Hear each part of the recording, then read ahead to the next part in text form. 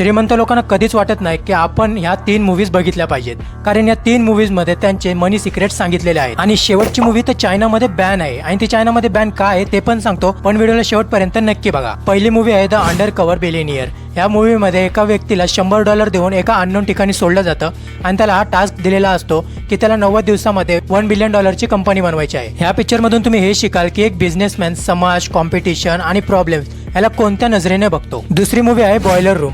जर तुम्हाला stock market, investment या सर्व गोष्टींमध्ये इंटरेस्ट असेल ना, तर ही मूवी तुमच्यासाठी आहे. स्टॉक मार्केटमध्ये इन्व्हेस्टर सोबत फ्रॉड्स कसे होतात, स्टॉक मार्केटमध्ये पंप अँड डंप करून करोडो रुपये कसे कमवले जातात, ह्या सर्व गोष्टी या मूवीमध्ये सांगितल्या आहेत. आणि तिसरी मूवी आहे द लॉन्ड्रोमेट. या मूवीमध्ये मनी लॉन्ड्रिंग कशी केली जाते आणि मनी लॉन्ड्रिंग करण्याचे स्टेप बाय स्टेप प्रोसेस या मूवीमध्ये एक्सप्लेन केलेली आहे. आणि ह्याच गोष्टीमुळे ही मूवी चायनामध्ये बॅन आहे, जेणेकरून या मूवीमध्ये दिलेल्या इन्फॉर्मेशनचा गैरवापर नाही केला पाहिजे. बाकी या तिन्ही मूवी हिंदीमध्ये अवेलेबल आहेत, तर तुम्ही जाऊन बघू शकता.